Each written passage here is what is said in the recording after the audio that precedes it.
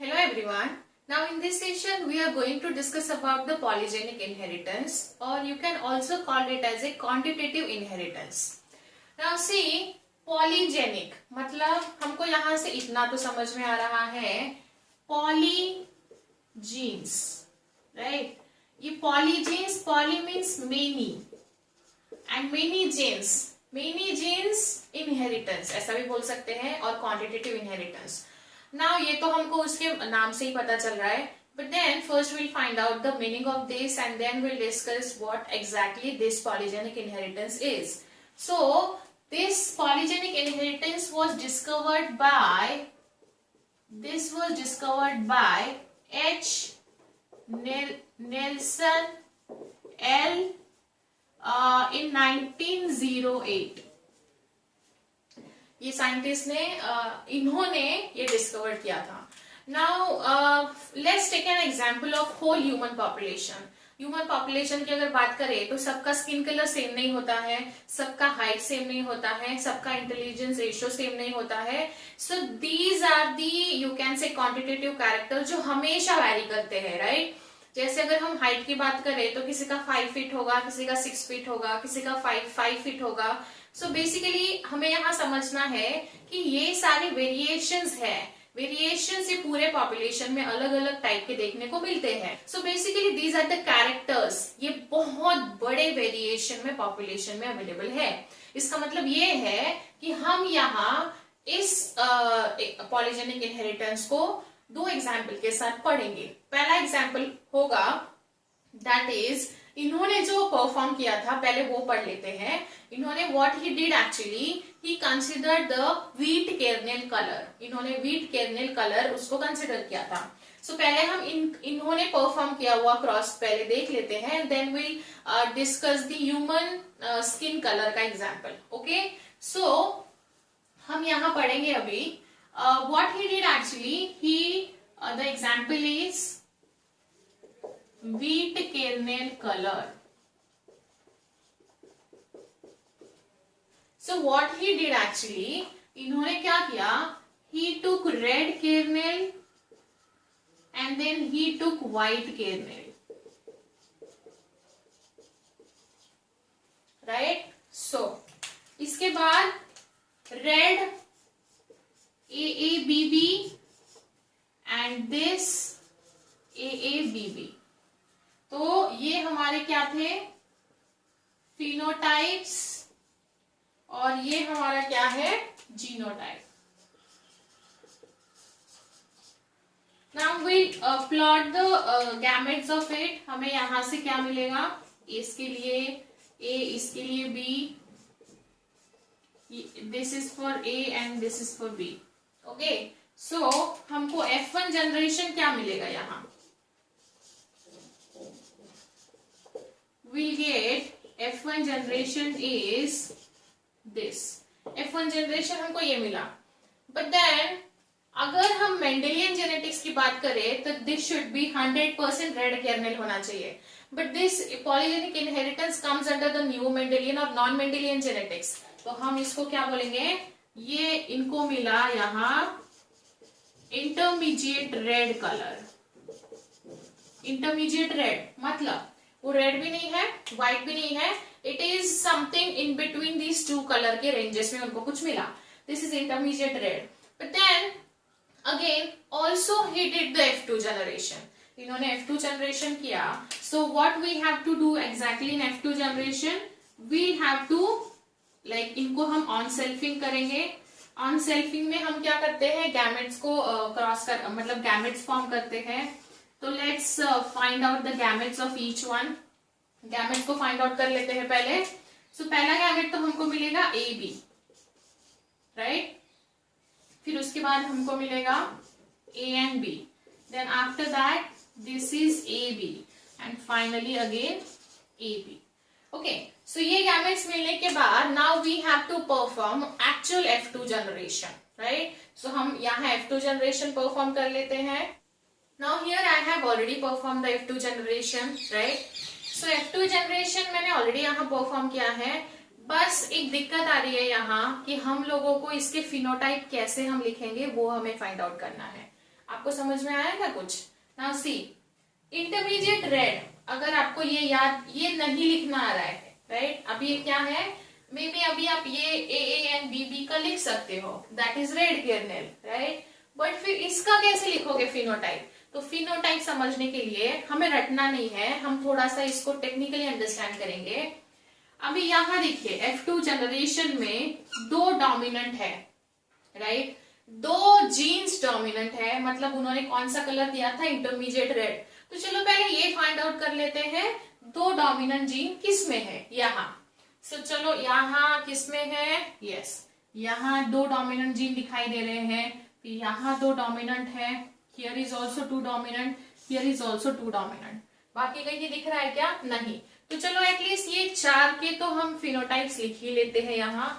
तो इसमें क्या आएगा, इंटरमीडिएट रेड, इंटरमीडिएट रेड, जो कि हमारा यहाँ फर्स्ट ये जनरेशन था, intermediate red, this is also intermediate red and this is also intermediate red. चलो, तो हमारे पास कुछ तो है, अभी इससे हम कुछ क्लू लगा सकते हैं कि बाकी को कैसा हम लिख सकते हैं। उसके बाद now we have to find out, ये जब पूरा चारों के चारों डोमिनेंट होंगे तो यहां हम लिख सकते हैं, अगर ये इंटरमीडिएट रेड था तो ये डार्केस्ट रेड हो सकता है, right. So this one is for the darkest red, because इसमें चारों की चारों डोमिनेंट है ना, वो इंटरमीडिएट रेड है, तो ये तो पूरा ही बिल्कुल रेड होना चाहिए, राइट। चलो, सो अभी देखते हैं, लाइक सी यहाँ भी इंटरमीडिएट रेड होगा, यहाँ भी 2 genes intermediate red would be here और here would be intermediate red. So हमारे पास इंटरमीडिएट रेड कितने हैं, 6 are intermediate red, okay fine. Now अभी हमने देखा 4 अगर डोमिनेंट है तो डार्केस्ट रेड होता है, 2 अगर है तो इंटरमीडिएट होता है। Now we have to find out, हमारे पास क्या कंडीशन बची है, 3 एंड 1 डोमिनेंट। तो चलो 3 का देख लेते हैं, 3 डोमिनेंट आर, लाइक जैसे अगर मैं यहाँ देखूं तो यहाँ 3 डोमिनेंट है, यहाँ 3 are dominant, here is also 3 dominant, यहाँ 3 डोमिनेंट है, और कहीं दिख रहा है क्या, नहीं। सो हमारे पास कितने 3 डोमिनेंट्स हो गए, 4 3 डोमिनेंट्स हो गए। तो हम इनको कंसिडर कर सकते हैं, ये मीडियम कलर है, ये इंटरमीडिएट भी नहीं होगा और डार्क भी नहीं होगा, दोनों के बीच वाला शेड कंसिडर करेंगे।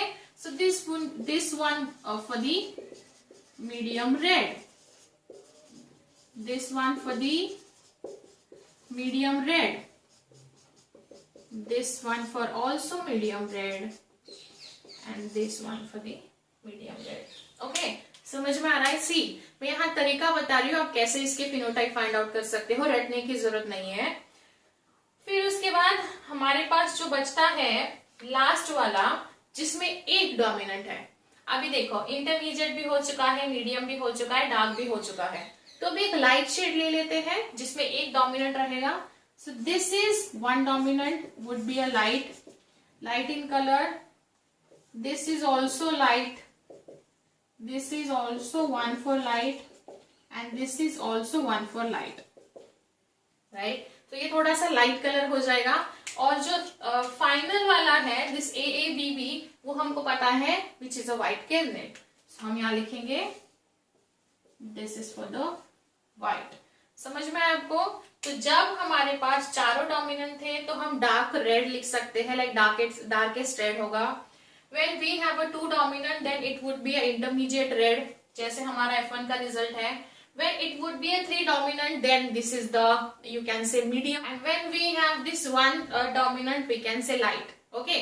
So now with the help of this can we write the ratio, हम ratio लिख सकते हैं क्या? okay, लिख सकते हैं। चलो रेशियो लिख लेते हैं। तो रेशियो क्या आएगा बताओ मुझे। रेशियो हम शुरू करेंगे डार्केस्ट रेड, पहला हमको मिला वो है डार्केस्ट रेड, कितना मिला 1, राइट। चलो ये चला गया हमारा, ये हमने कंसिडर कर लिया। फिर उसके बाद हमारे पास आए मीडियम रेड। मीडियम रेड कितने हैं 1 2 3 4, राइट। सो लिखते हैं यहाँ medium red, medium red would B 4, okay. चलो मीडियम रेड भी चला गया। Now will write about the intermediate red. 1, 2, 3, 4, 5, 6 intermediate red. So intermediate red 6, right? फिर उसके बाद क्या बचता है? लाइट. कितने हैं light? 4. So light 4. And finally क्या बचा हमारे पास? व्हाइट. This is 1. देखो कितना इंटरेस्टिंग रेशियो है. 1:4:6:4:1. ठीक है, तो देखो 16 हो रहा है क्या? Because there are 16 boxes. हो रहा है ना 16 टोटल इसका, बिकॉज 16 बॉक्सेस के बियॉन्ड हम नहीं जा सकते और उसके कम भी नहीं लिख सकते, बिकॉज ये 16 बॉक्सेस ही हमने यहाँ लिखे हैं. Okay, so now this is the ratio for polygenic inheritance और quantitative inheritance in terms of wheat kernel colour, right? So यहाँ देखिए जैसे जैसे डोमिनेंसी बढ़ती गई और जैसे जैसे डोमिनेंसी कम होती गई जीन की, हमको इतने सारे रिजल्ट मिले. कितने रिजल्ट मिले? ऑलमोस्ट हमको 5 टाइप के रिजल्ट्स मिले. सो इससे ये पता चलता है कि यहाँ एक कैरेक्टर को रिप्रेजेंट करने के लिए बहुत सारे जीन्स अवेलेबल है. सो ये जैसे व्हीट का था. नाउ और एक एग्जांपल है इसका स्किन कलर का. ह्यूमन स्किन कलर जो सबका सेम नहीं होता है, तो स्किन ही है और कलर ही है, बट वो कलर एंड स्किन को रिप्रेजेंट करने के लिए there are number of genes. जैसे ये व्हीट केर्नेल कलर को रिप्रेजेंट करने के लिए बहुत सारे जीन्स हैं. जैसे अगर हम ये कंसिडर करें, ये डार्क रेड था, जिसमें चारों डोमिनेंट है, ये कलर है. फिर उसके बाद कंडीशन सेम है, बट जैसे जैसे डोमिनेंसी बढ़ती गई और कम होती गई, हमको रिजल्ट अलग मिलता गया. सो दैट हमारा रेशियो में वैरी हुआ यहाँ, राइट? सो ये आपको याद रखना है इन पॉलीजेनिक इनहेरिटेंस में, that is quantitative inheritance. Okay, scientist का नाम अच्छे से याद रख लीजिए. कौन सा एग्जाम्पल है? This is the first example. Okay, आपको एक्सपेक्टेड है ऐसा ही नोटबुक में लिखना. ओके, ऐसा लिखिए, इसको अच्छे से याद रखिए. एग्जाम्पल को एमसीक्यू हो सकता है नीट में. एंड यस, आज के लिए ही इतना ही है. If any doubt let me know. See you in next session. Thank you.